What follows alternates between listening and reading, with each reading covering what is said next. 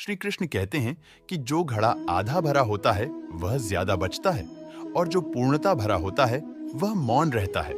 मौन मुख से नहीं, मन से होना जरूरी है। सही जगह और सही वजह पर बोलना जरूरी है, वरना चुप रहना ही बेहतर है।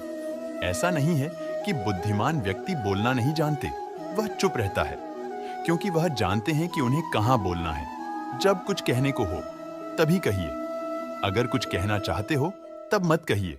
वहां पर शांत रहना ही समझदारी है। जहां पर खुद को समझदार समझ रहे हो, वेद की बातों का सबसे बेहतर जवाब ना देना है। मान जरूरी नहीं है, ईत जरूरत है। सवाल का जवाब शांति से मिलता है, बहस करने से जवाब खो जाता है। अपने कार्य को मौन रहकर करते रहे, क्योंकि खिलाड़ी खेल पर ध्यान न देते हैं, बाहर बैठे दर्शकों की टिप्पणियों पर नहीं।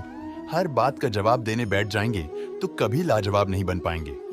ईश्वर भी हमें अत्यधिक सुनने की सलाह देते हैं। इसी कारण उन्होंने हमें एक मुख और दो कान दिए। शांत रहकर लोगों की नजरों में बेवकूफ दिखना सही है। अगर बहस करने वालों में एक व्यक्ति शांत रहे तो बहस कभी नहीं हो सकती। बोलते समय शब्दों से ज्यादा समझदारी से काम लेना, इससे आपका वक्त वह उल्लेखनीय हो जाएगा। अपने शब्दों के चयन को लेकर हमेशा चौकन्ना रहे, क्योंकि आपको बोलने का अधिकार है, परंतु इसका अर्थ यह नहीं है कि हम कुछ भी बोल दें। अधूरे ज्ञान से भरा मस्तिष्क मुख से अधिक शब्द कहने पर मजबूर करता है, परंतु अधिक ज्ञान से भरा मस्तिष्क मुख से कम ही सही पर मूल्यवान शब्द कहलाता है। आपकी वाणी आपकी विजय सुनिश्चित नहीं करती, अपितु आपके कर्म करते हैं। शांत व्यक्ति एक गुदे के समान है जो अपने आप में सुलझा हुआ रहता है, लेकिन सारा जमाना उस गुथी में उलझा हुआ रहता है। शांति का दूसरा अर्थ संतुष्टि है। संतुष्टि और मन शांति तब मिल जाती है जब हृदय और मस्तिष्क एक ही दिशा में एक ही कार्य में कार्यरत हो। एक मौन व्यक्ति अपनी गलतियों का आकलन कर सकता है, परंतु एक बड़बोला व्यक्ति केवल अपनी झूठी उपलब्धियों का बखान करने में व्यस्त रहता है। एक बेवकूफ खुद को समझदार कहने में वक्त खराब करता है, वहीं एक समझदार व्यक्ति कभी खुद को समझदार कहने में वक्त जाया नहीं करता। शरीर का शोर सुनाई दे जाता है, कभी आराम से बैठकर आत्मा की भी सुनो। अपनी सफलता के सफर में निकलने से पहले अपने बस्ते में शांति और धैर्य को जरूर रख लेना। एक बार सुनकर हर बार बोलने से बेहतर है कि हम काफी बार सुनकर बस एक बार बोले। अपने दिमाग को ज्यादा चलाने की आदत को शुरू कीजिए और अपनी जुबान को ज्यादा चलाने की आदत को बंद कीजिए। एक शांत व्यक्ति को सुनने की इच्छा वह व्यक्ति भी रखता है जो सबसे अधिक बोलता है। मौन एक व्यक्ति का सच्चा मित्र है, जो उसकी हर अवांछित मुसीबतों में उसकी रक्षा करते हैं। जीवन की भाग दौड़ के दौरान जब आपको लगने लगे कि मैं कहीं खो गया हूं, उस वक्त कुछ देर शांति से बैठ जाने से आप फिर से सही रास्ते की ओर चलना शुरू कर सकते हैं। एक शांत शत्रु 100 बोलने वाले शत्रुओं से ज्यादा घातक है, क्योंकि उसके बारे में कोई कुछ नहीं जानता। आपके कह देने से कुछ नहीं बदलेगा। यह सोचकर अगर आप अपनी आवाज नहीं उठाते तो आपको सबसे पहले खुद को बदलने की जरूरत है। गलत को गलत कह देने में कोई गलत बात नहीं है। अत्याचार के खिलाफ चुप रहना सबसे बड़ा अत्याचार है।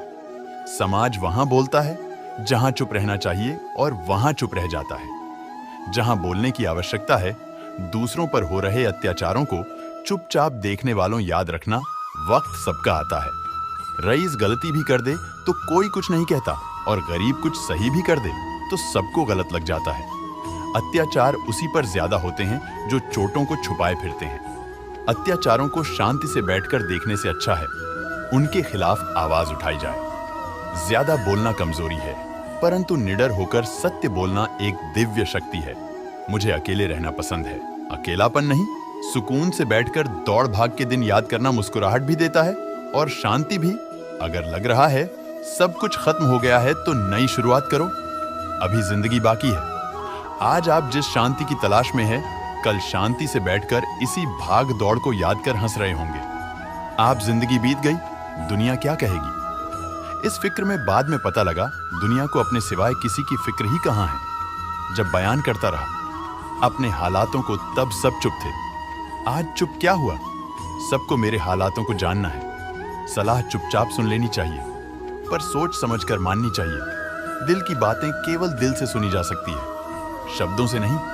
दुआ वही कबूल होती है जो जुबान से नहीं, दिल से की जाए, बिना कहे ही जो सब कुछ कह दे, वही सच्ची मोहब्बत होती है। झूठ और सच में सिर्फ इतना सा फर्क है कि झूठ साबित करना पड़ता और सच अपने आप सामने आ जाता है। अपने राज्य को राज ही रहने देना, जब तक आप राज जानने वाले के सारे राज नहीं जान जाते। लोग सुकून को दौलत से खरीदने की सोचते हैं और दौलत के चक्कर में ही उनका सुकून छिन जाता है। कोई अचानक शांत हो जाए, तुम्हारी गलतियों से तो समझ लेना, यह तूफान से पहले की शांति है। दुनिया में यह तो सभी शांति चाहते हैं, बस यह दुनिया किसी को शांति से जीने नहीं देती। एक समय की बात है, एक गरीब आदमी था। वह रोज अपने गुरु के आश्रम जाकर वहां साफ सफाई करता और फिर अपने काम पर चला जाता था। अक्सर वह अपने गुरु से कहता, मुझे आशीर्वाद दीजिए, मेरे पास ढेर सारे धन दौलत आ जाए। एक दिन गुरु ने पूछ ही लिया, क्या तुम आश्रम में इसलिए काम करने आते हो? उसने पूरी ईमानदारी से कहा, हाँ, मेरा उद्देश्य तो यही है कि मेरे पास ढेर सारा धन आ जाए, इसीलिए तो आपके दर्शन करने आता हूं। पटरी पर सामान लगाकर बेचता हूं, पता नहीं मेरे सुख के दिन कब आएंगे। गुरु ने कहा, तुम चिंता मत करो, जब तुम्हारे सामने अवसर आएगा तब ऊपर वाले तुम्हें आवाज थोड़ी लगाएगा, बस चुपचाप तुम्हारे सामने अवसर खोलता जाएगा। यह बात सुनकर युवक चला गया। समय ने पलटा खाया, वह अधिक धन कमाने लगा। इतना व्यस्त हो गया कि आश्रम में जाना ही छूट गया।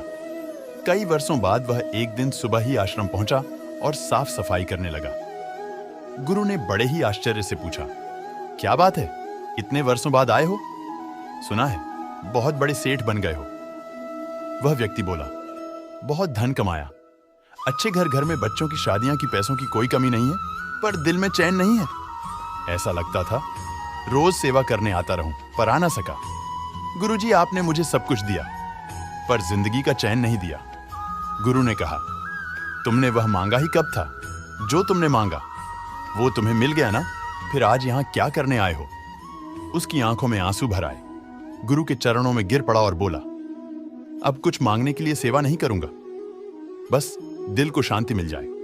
गुरु ने कहा, पहले तय कर लो, अब कुछ मांगने के लिए आश्रम की सेवा नहीं करोगे, बस मन की शांति के लिए ही आओगे। गुरु ने समझाया कि चाहे मांगने से कुछ भी मिल जाए, पर दिल को चैन कभी नहीं मिलता, इसलिए सेवा के बदले कुछ मांगना नहीं है। वह व्यक्ति बड़े ही उदास होकर गुरु को देखता रहा और बोला, मुझे कुछ नहीं चाहिए, आप बस मुझे सेवा करने दीजिए। सच में मन की शांति सबसे अनमोल है। इस कहानी से हमें क्या सीख मिलती है? मन की शांति सबसे अनमोल है जो व्यक्ति अपने मन को शांत कर लेता है। वह किसी भी चीज के मुकाबले में धनवान होता है। जब व्यक्ति अपने मन को शांत करता है तो उसका सोचने का तरीका सकारात्मक होता है और मानव जीवन में कई प्रकार की चुनौतियां और परेशानियां होती है। लेकिन जो व्यक्ति अपने मन को संतुलित रखता है वह इन चुनौतियों का सामना करने में सफल होता है। इसलिए धन, सम्मान या किसी अन्य सामग्री वस्तु से ज्यादा महत्वपूर्ण है कि वह व्यक्ति अपने मानसिक स्वास्थ्य का ख्याल रखें और अपने मन की शांति को महत्वपूर्ण का दे। दोस्तों, इस वीडियो में बस इतना ही। मिलते हैं अगले वीडियो में। अपना ख्याल रखिएगा। जय श्री कृष्ण।